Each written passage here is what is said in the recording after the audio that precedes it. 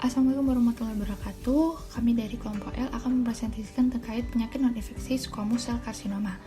Berikut adalah anggota kelompok dari kelompok L.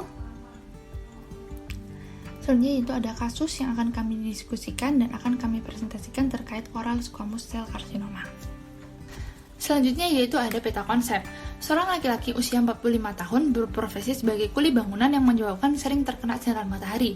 Selain itu, pasien juga memiliki riwayat mulut kering dan seorang perokok berat berdampak pada oral hygiene yang buruk dalam meningkatkan akumulasi zat karsinogenik. Dari dua hal tersebut dapat menyebabkan terjadinya infeksi oleh virus Seservoid kanker. Akumulasi zat karsinogenik bersamaan dengan infeksi oleh virus Seservoid akan mengakibatkan adanya kerusakan pada DNA, sehingga terjadinya mutasi pada gen seperti gen TP53, sehingga gen cenderung menjadi tidak stabil. Mutasi pada TP53 sebagai gen penggoda protein P53 dapat mengakibatkan terjadinya penghambatan pada proses siklus sel melalui aktivasi gen pembentuk protein P21, serta penurunan siklus sel untuk melakukan apoptosis.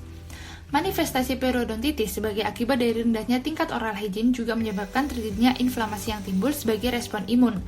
Adanya gangguan pada sistem imun berdampak pada terbentuknya ekspresi yang berlebih dari TGF-B dan EGFR sehingga sel menjadi resisten terhadap apoptosis dan kemoterapi. Siklus sel yang tidak terkontrol bersama dengan adanya ekspresi yang berlebihan dari TGF-B dan EGFR serta didukung oleh adanya faktor herediter dapat menginisiasi timbulnya OSCC pada rongga mulut. Pada pasien dengan OSCC dibutuhkan beberapa perawatan diantaranya pembedahan, kemoterapi, dan radioterapi, tergantung dari ukuran tumor pasien. Untuk radioterapi OSCC sendiri dapat dilakukan melalui dua metode, yaitu teleterapi dan brachytherapy.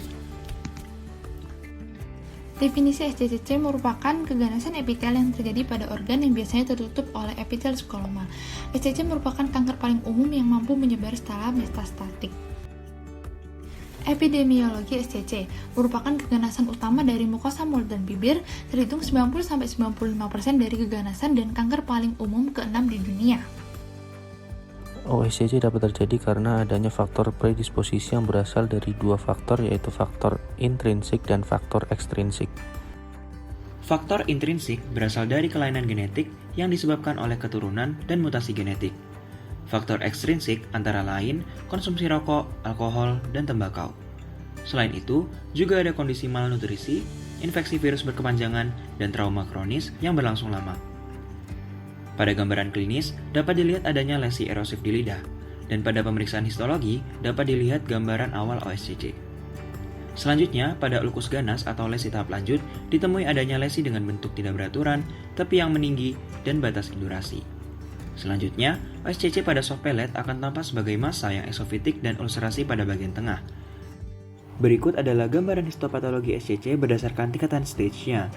Adapun perubahan molekuler pada sel epitel menyebabkan proliferasi sel tumor dan metastasis. Molekuler biologi. Onkogen merupakan jenis proto-onkogen yang mengalami mutasi. Mutasi proto-onkogen akan menyebabkan disfungsi sehingga proliferasi sel menjadi tidak terkontrol. TSC berfungsi untuk menghambat pertumbuhan atau fungsi lain yang dapat mempengaruhi potensi invasif metastasis. Molekuler apoptosis. Apoptosis merupakan kematian sel terprogram melalui mekanisme genetik. Terdapat dua mekanisme kematian sel, yaitu fisiologis, kematian sel yang melibatkan enzim telomerase, dan patologis, kematian sel karena adanya rangsangan jejas. Proses apoptosis diawali dengan aktivasi P53, jalur sitotoksis, disfungsi mitokondria, dan kompleks fas dan ligan. Siklus sel. Siklus sel dapat dilihat pada gambar berikut. Terapi dan tata laksana OSCC, pembedahan, kemoterapi, dan radioterapi. Kesimpulan adalah OSCC adalah penyakit non-infeksi. Merokok dan sering terpapar cahaya matahari adalah salah satu etiologinya. Gejala berupa ulcerasi, eksofitik, plak, dan tekstur yang tidak rata dalam rongga mulut.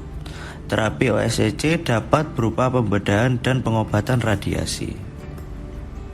Sekian presentasi dari kelompok L. Terima kasih dan sampai jumpa.